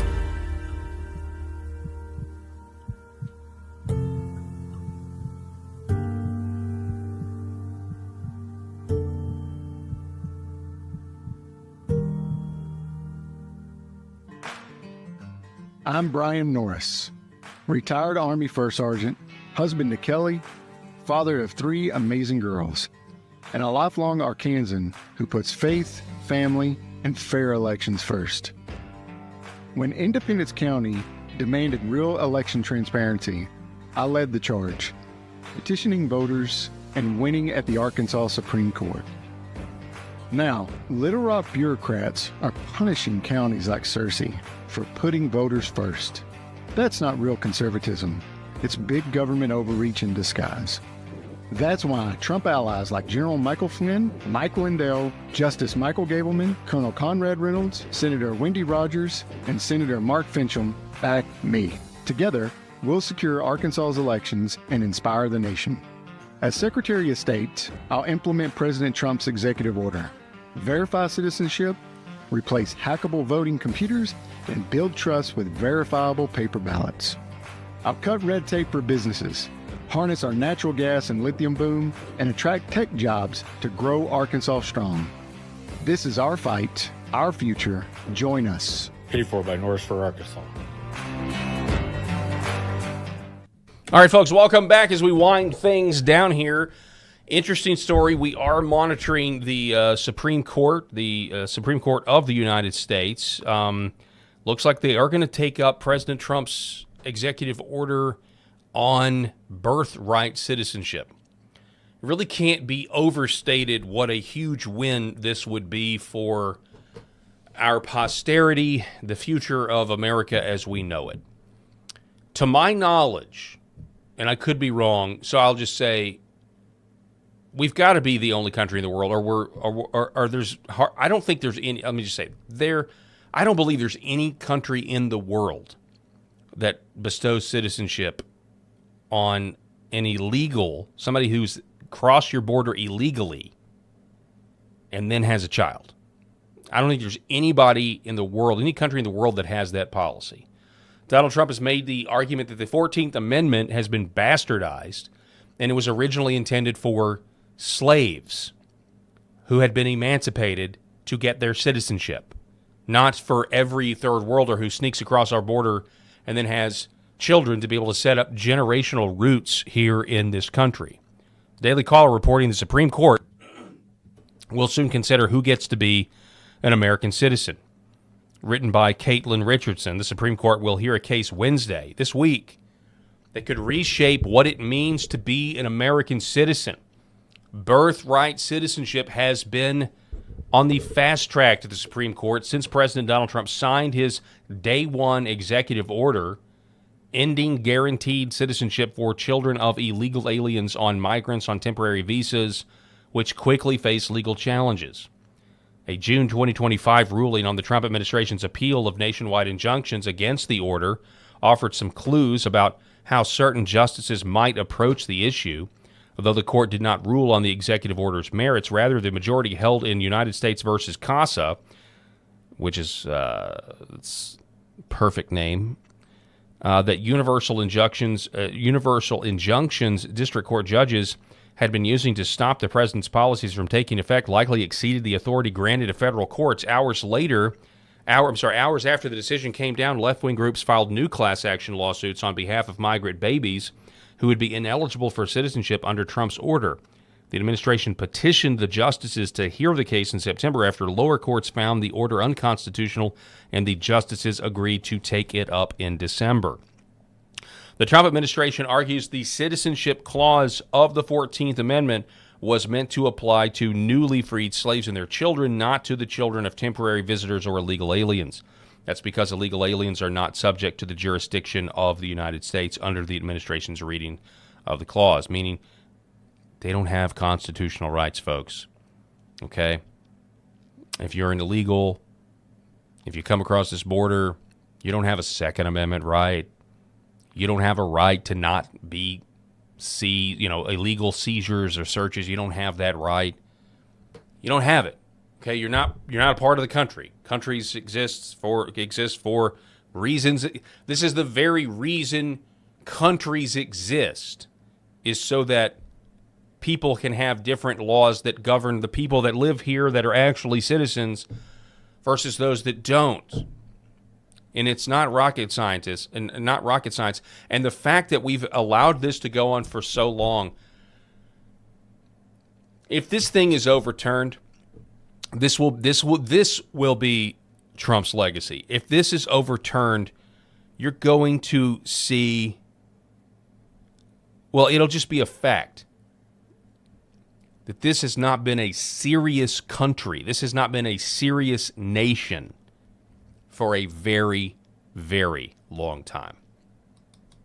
For a century, or 100 years, or I'm sorry, for 50 years, or 50 to 100 years, whatever. I can't remember exactly when you had this terrible decision, I think, from the courts that made this the current jurisprudence on the matter. Anyway, folks, I want you to, wherever you're watching from, I want you to like, share, subscribe this video. We really appreciate LFA TV for having us. I appreciate you guys' great comments and participation in the show. It's always a blessing to be here, and we can't do it without you. We're going to hand it off to Secret America here in just a moment. But before we do, I want to give a shout-out to our sponsors, Red Vive Health, New Horizon Real Estate, Gateway Sight and Sound, 7 Weeks Coffee, Sherrod Chiropractic. Make sure to check them out, specifically with Red Vive, life-saving red light, in my opinion, and you get 35% off when you use promo code Paul. We can't do it without our great sponsors, and we're going to keep going. I'm going to be here tomorrow. God bless everybody out there. Continue to pray for our troops. Continue to pray for our president to have wisdom and to be surrounded by Christian counselors. And until we see each other, God bless.